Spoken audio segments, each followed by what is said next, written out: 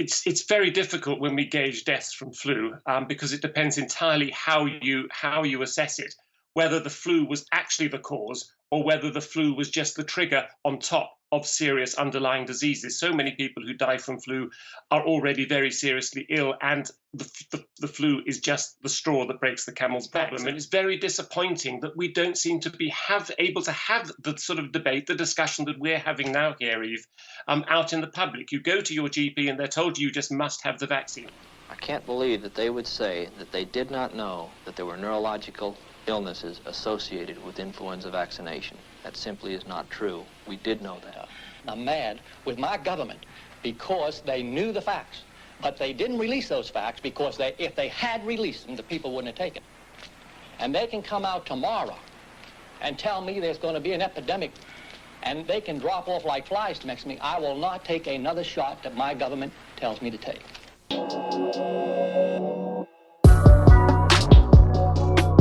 Hey, what's going on, guys? In this video, I would like to bring up a topic that is obviously a worldwide discussion right now, especially with everything going on with the pandemic and the quarantine and people wanting to just get back to their normal daily lives. The thing I would like to talk to you about is vaccines. Now, when people talk about vaccines, you are either 100% a supporter or you are just a crazy religious fanatic. If you question it at all and if you don't believe in medicine and science, then you're completely crazy. Well, I would like to bring a few things to your attention, and I am in no way a religious fanatic, and I am in no way denying that vaccines save millions of lives a year, and if not billions of lives over time. There's plenty of historical and scientific proof that they save lives, and just the fact that we don't have polio, or we don't have the mumps, or whatever kind of insane diseases used to plague this world decades or centuries ago. What I am going to bring up is the fact that they have completely denied the fact that there are any side effects. And if you're not going to take my word for it, I'm going to have a few clips from doctors and one from 60 Minutes. And the one from 60 Minutes is from years ago, but it is going to show you that the media itself, whether it's the government or big pharma, have used plenty of misleading ways to kind of guide you into believing everything they say about vaccines. And I am not against vaccines. What I am against is that people can't have an honest discussion, which is all I ever try to do on this channel, is to show you some evidence contrary to most popular beliefs. I would just like to have a logical discussion without people saying that people who believe one thing are just conspiracy theorists who think the world is flat and they wear tinfoil hats. People can have honest discussions without them automatically being insane or illogical. The whole reason that people will have doubts is because there are going to be proof of the contrary. And if you don't believe that the media is either has an agenda or has lied to you or tried to mislead you before, take a look at this video.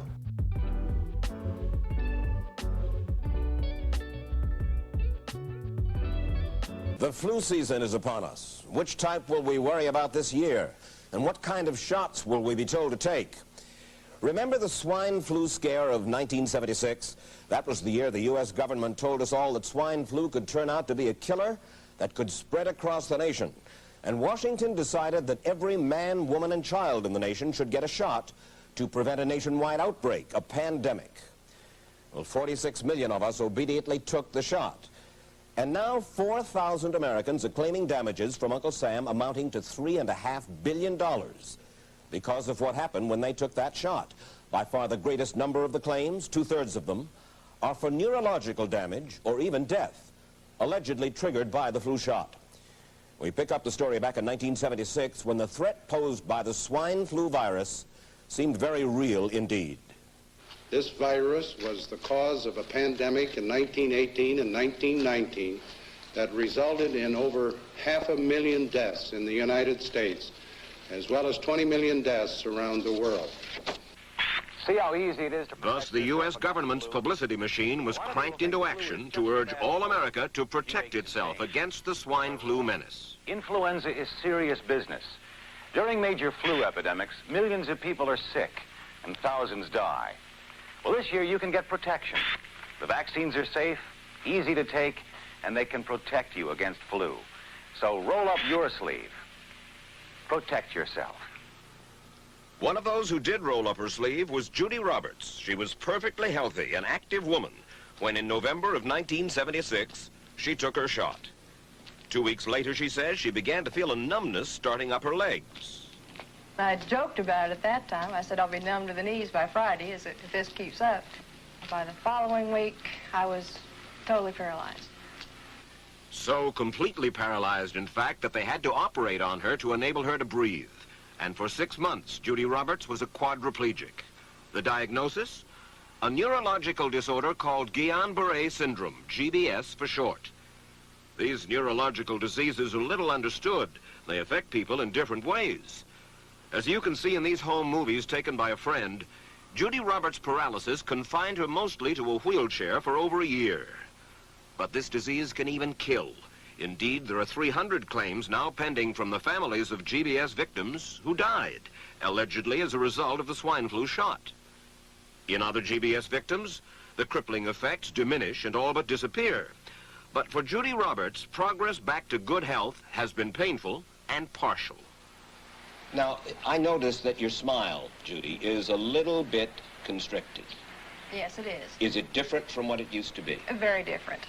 I have a greatly decreased mobility in my lips.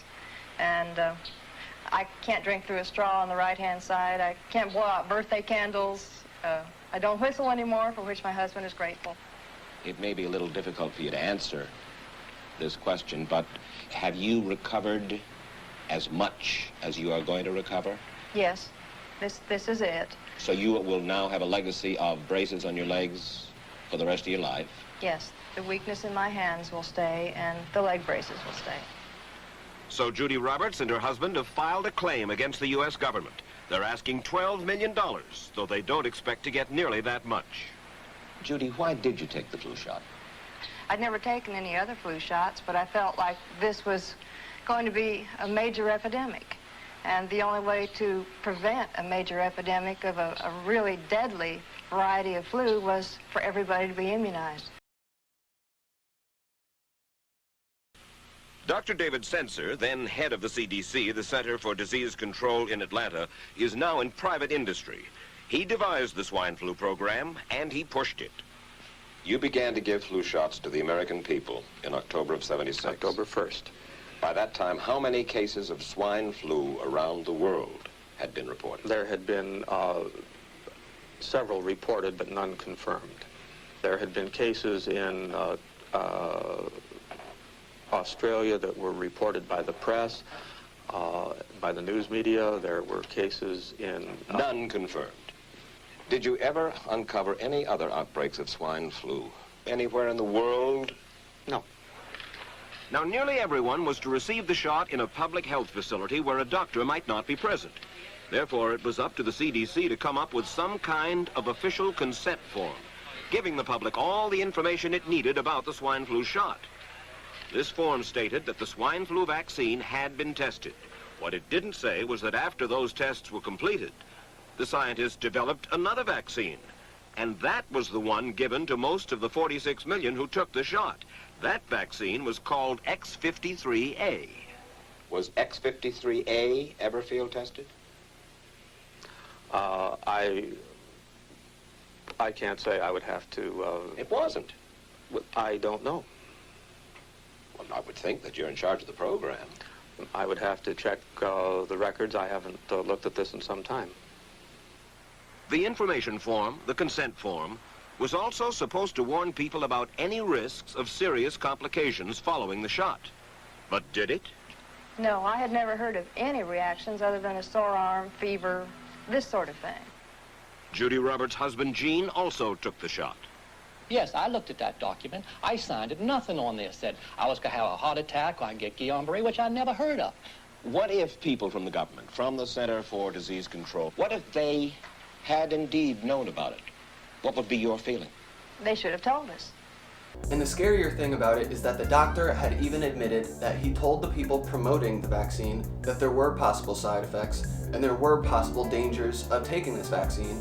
None of the participants were told, and that they even said that there were no side effects. No doctor had told them of any dangers. Did anyone ever come to you and say, you know something, fellas? There's the possibility of neurological damage if you get into a mass immunization program? No. No one ever did? No. Do you know Michael Hatwick? Yes. Dr. Michael Hatwick directed the surveillance team for the swine flu program at the CDC. His job was to find out what possible complications could arise from taking the shot and to report his findings to those in charge. Did you know ahead of time, Dr. Hatwick, that there had been case reports of neurological disorders, neurological illness, apparently associated with the injection of influenza vaccine? Absolutely. You did? Yes. How'd you know that? By review of the literature. So you told your superiors, the men in charge of the swine flu immunization program, about the possibility of neurological disorders? Absolutely. What would you say if I told you that your superiors say that you never told them about the possibility of neurological complications? That's nonsense. I can't believe that they would say that they did not know that there were neurological illnesses associated with influenza vaccination. That simply is not true. We did know that. I've said that Dr. Hatwick had never told me of his feelings on this subject. Then he's lying. I guess you would have to make that assumption. Then why does this report from your own agency, dated July 1976, list neurological complications as a possibility? I think the consensus of the scientific community was that the evidence relating neurologic disorders to influenza immunization was such that they did not feel that this association was a real one. You didn't feel it was necessary to tell American people that information? I think that over the years we have tried to inform the American people as fully as possible. But I'm going to show you a clip from 60 Minutes that has shown evidence of when either media outlets or the government itself has said this individual, this celebrity, this influencer has taken the shots, and then when they go through the list and ask these individuals, no, they didn't. As part of informing Americans about the swine flu threat, Dr. Sensor's CDC also helped create the advertising to get the public to take the shot. Let me read to you from one of your own agency's memos planning the campaign to urge Americans to take the shot. The swine flu vaccine has been taken by many important persons, he wrote. Example, President Ford, Henry Kissinger, Elton John, Muhammad Ali, Mary Tyler Moore, Rudolph Nureyev, Walter Cronkite, Ralph Nader, Edward Kennedy, etc., etc. True? I'm not familiar with that particular piece of paper, but I do know that at least of that group, President Ford did take the vaccination. Did you talk to these people beforehand to find out if they planned to take the shot? I did not know. Did anybody? I do not know. Did you get permission to use their names in your campaign? I do not know. Mary, did you take a swine flu shot? No, I did not. Did you give them permission to use your name saying that you had or were going to? Absolutely not. Never did. Did you ask your own doctor about taking the swine flu shot? Yes, and at the time he thought it might be a good idea. But I resisted it because I was leery of having the symptoms that sometimes go with that kind of inoculation. So you didn't? No, I didn't. Have you spoken to your doctor since? Yes. And? He's delighted that I didn't take that shot. You're in charge. Somebody's in charge. This is your advertising strategy that I have a copy of here. Who's it signed by? This one is unsigned.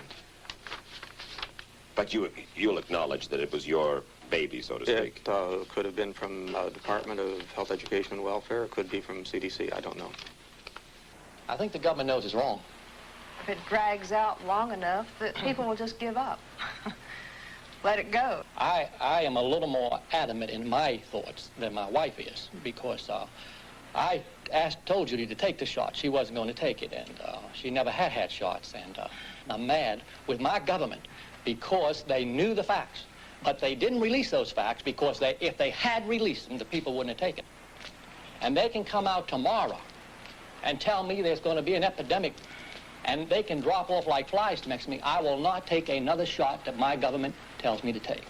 Now, I know after seeing that, you might say, well, that was years ago and times have changed and maybe the media was more biased then, or they were more misled or they've kind of fixed some of these concerns. I'll show you a more recent video of a doctor on the news expressing some of his concerns and again, in no way saying that there are not beneficial factors to vaccines and that they are not saving lives. It is just that we need to have an honest discussion about weighing the pros and cons, that some vaccines, of course, that the pros completely outweigh the cons. But not all vaccines are created equal, and not all vaccines are going to react the same to every individual. And maybe some herd vaccines where you need everyone to have it for everyone to be safe, maybe some of those should be put in a higher light compared to some vaccines that we might not need at all. So we can't lump all of these together and say that vaccines in general are good and you need to get them, or you're a danger, or you're hurting people, or you're crazy if you don't believe in them. There are pros and cons to anything in life and anything in science. So take a look at this video and weigh them for yourself. You run a vaccination clinic that, and according to your book, you're not at all anti-vaccinations, but you do feel sometimes there's an exaggeration over the good they can do. But is there a danger to vaccinations? I'm very concerned, Eve, about the direction that we're going with vaccinations at the moment. We're adding more and more vaccines to our schedules. Often in some countries, they're becoming compulsory, as I believe that is the case in France. And some of these diseases we're vaccinating against now actually are really very mild or almost impossible to contract. Let's be clear, vaccines can save lives. There's no question about that. But also all vaccines have side effects. And the side effects of vaccines has unfortunately been downplayed by the establishment in order to encourage and promote uptake. Now, that has led some parents, quite understandably, to question the benefit of the vaccines. And then we've got other extremes where parents are saying that vaccines are the cause of all evil. The truth is that vaccines offer benefit, but some vaccines offer more benefit than others. We pool them all together. And if you go to your doctor, you'll be told, well, you must have all these vaccines. These are essential for your child. Otherwise, you're putting your child at risk. That's not quite true. There are some vaccines that are clearly of benefit and other vaccines that are not of benefit, and they need to be distinguished, and we need to look between them. And before we get into maybe distinguish them slightly, Dr. Halverson, what are the types of side effects? Like, are they really significant side effects, or is it better to take that rather than getting the risk of many diseases? Well, that again depends on the vaccine. Some vaccine, the benefit outweighs the risk, and some vaccines, in my view, the risks clearly outweigh the benefits. Now, all vaccines have side effects, like any medicine. Anytime you take a tablet or a drug or a vaccine, there's the risk of side effects. And occasionally, that risk is severe. The side effects, severe side effects can happen. Governments wouldn't have vaccine damage injury compensation programs if they didn't acknowledge that there was a real risk of serious side effects, albeit rare. There is an additional problem, is that we're very uncertain about the long-term effects of vaccines. They have a profound effect on the immune system, and we're adding more and more and more to the schedule. And we know that vaccines can cause autoimmune diseases. We know that vaccines can cause allergies. We don't know what sort of problems they may be building up for the future. And so we should be more cautious when we add more and more vaccines to the schedule for diseases that are less important. Indeed, as you say, medication in general. Now, one vaccination that seems to be becoming increasingly common over the years is the flu vaccination. Now, the European Centre for Disease Control estimates that around 40,000 people a year in Europe die from the flu. They say that is, in part at least, a large part due to low vaccine coverage. Do you think the vaccination for the flu then is a useful one? And, should it be more or less automatic for us? It's very difficult when we gauge deaths from flu because it depends entirely how you assess it, whether the flu was actually the cause or whether the flu was just the trigger on top of serious underlying diseases. So many people who die from flu are already very seriously ill, and the flu is just the straw that breaks the camel's back. So one has to take all these figures with a pinch of salt. As far as the flu vaccine goes, and I'm an expert in children's vaccinations, so I'm going to talk about children. As far as flu vaccinations go, there is very little risk of flu to children. And I think the benefit of giving children the flu vaccine every year, which is what certainly is now encouraged in the UK, is very questionable. Let's go back a few years to the swine flu outbreak that we had about 7 years ago. You may remember there was this huge pandemic, and the whole world got into a panic about swine flu. We rushed out this vaccine on the market. It has since been found that the vaccine that was introduced actually did more harm than good. Lots of children got narcolepsy, a very serious debilitating disease, because of that vaccine. And in fact, more children got narcolepsy because of the swine flu vaccine than died from flu. So that was a case where the vaccine did more harm than good. So again, we need to be cautious. But then, Dr. Halvorsen, who can people trust? Because at the same time, the measles vaccine, for example, that's also one that comes under question all the time. And yet, because people are taking less of it, we're now being told that that disease, which can also, lead to brain damage, it can be fatal, that's making a bit of a comeback. Measles is making a comeback. Measles is an interesting one. The risk of measles is actually exaggerated. I'm not saying we shouldn't vaccinate. I think there is a case for vaccination against measles because measles can be serious, though it is rarely serious in healthy children. When I was young, we all caught measles, and we didn't actually live in fear of it. Though I quite agree that measles can be dangerous, again, usually in children with serious underlying health problems. Interestingly as well, measles also has benefits. If you contract measles as a child, providing you get through it healthily, of course, the risks of allergies is reduced, the risk of asthma is reduced, even the risk of some childhood cancers such as lymphoma and leukemia is reduced. This is good science. This is published scientific papers. So I'm not saying we shouldn't vaccinate, but we should just have a debate about the benefits and the risks. But it's not as clear cut as some people believe. So, Dr. Halvorsen, very briefly, it comes down to, it sounds like deciding that benefit versus the risk of all medication. How can people themselves make that decision? Do they just have to trust their GP? What information might they be able to look for?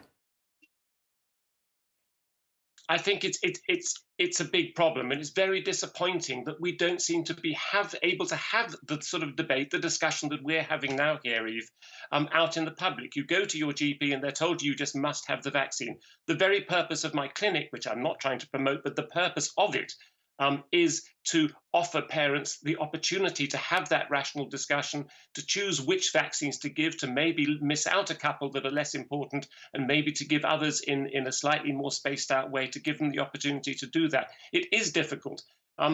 Again, without trying to blow my own trumpet, I have written a book which I've tried to make very balanced. It's not pro-vaccine, it's not anti-vaccine, but it does ask some of these questions that we're asking, and that I've tried to put that in a balanced way as well. Okay, well, Dr. Halvorsen, there is so much more that could be debated, but we're going to have to leave it at that. Thanks so much for joining us live from London. Dr. Richard Halvorsen there, a medical director of Baby Jabs in London. Now, after seeing that, and I don't want to make this video too long, I just want you to have all of the evidence, just all of the data at your hands for you to be making your own informed decision. And I just don't want people to be called crazy for not believing something that is supposedly widely understood. Because a lot of times, people who are so quick to judge someone else may not have all of the information themselves. So before you judge someone else, understand that there will always be two sides to every story.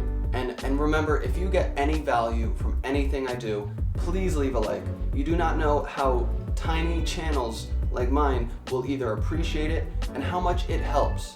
And I would really like my channel to be able to grow, to be able to get word out to more people on so many different topics of discussion, to kind of help people's understanding more and to kind of get some stigmas and some judgments taken out of certain conversations. More understanding, more information, and a little less judgment will help you live your best life. And I'm trying to do the same. Thank you. Spin it again.